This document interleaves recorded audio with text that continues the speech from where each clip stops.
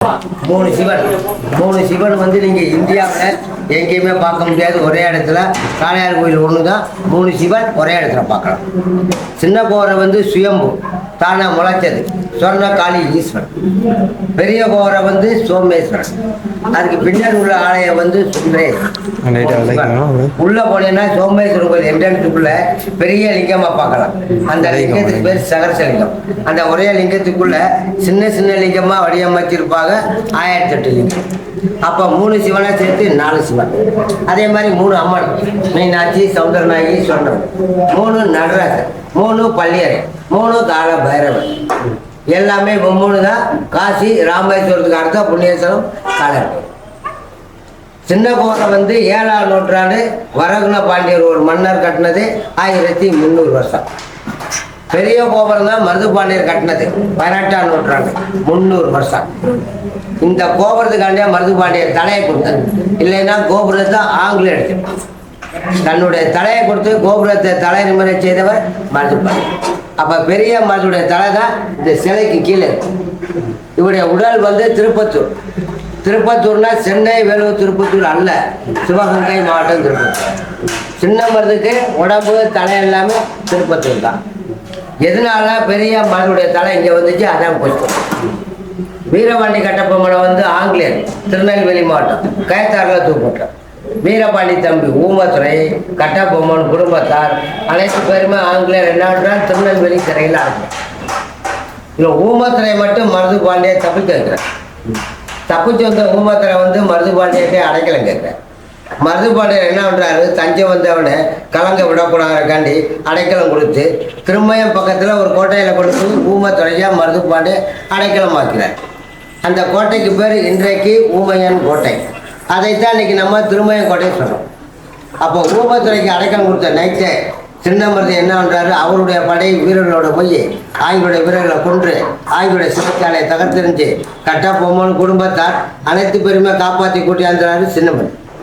காலையில் ஆங்கிலேயர் பார்க்குற சிறைச்சாலையெல்லாம் தரமட்டமாக இருக்கு. அவங்க வீரெல்லாம் இறந்துருக்காங்க.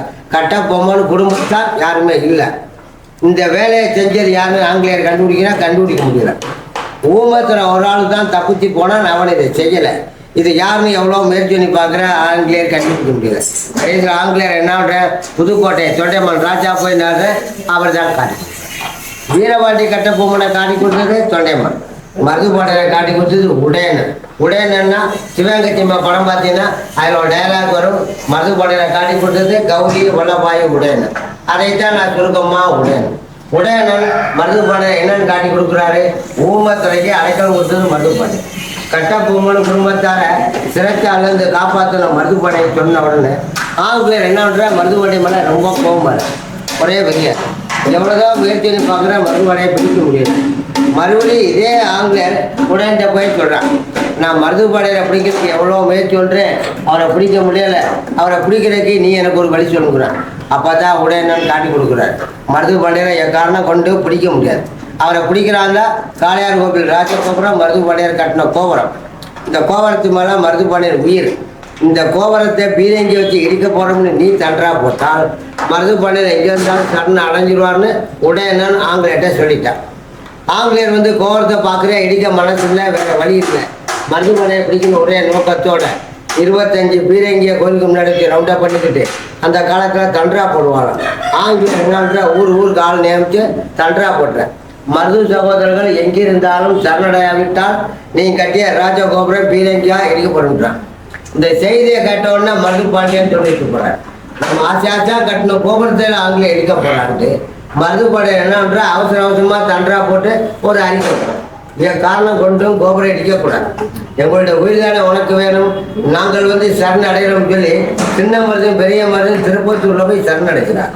ஆங்கிலேயர் அங்கே போய் கைது பண்ணி கைகால விளங்க மாட்டேங்கிறான். மருதுபாண்டியர் விளங்க மாட்டிட்டு மருதுபாண்டியருக்கு கோபம் உண்டுன்றக்காண்டி மருதுபாண்டியர் சொந்தங்கள், உற்றார் உறவினர்கள், படை வீரர்கள் ஒரு 564 பேரை தேடி கண்டுபிடிச்சு மருதுபாண்டியர் கண்ணுக்கு முன்னாடி வரிசையா நிப்பாட்டி உறங்கியா பூரா கட்டி 564 பேரைய தலையை பூரா வெட்டிறாங்க. இது எங்கே, திருப்பத்தூர்ல.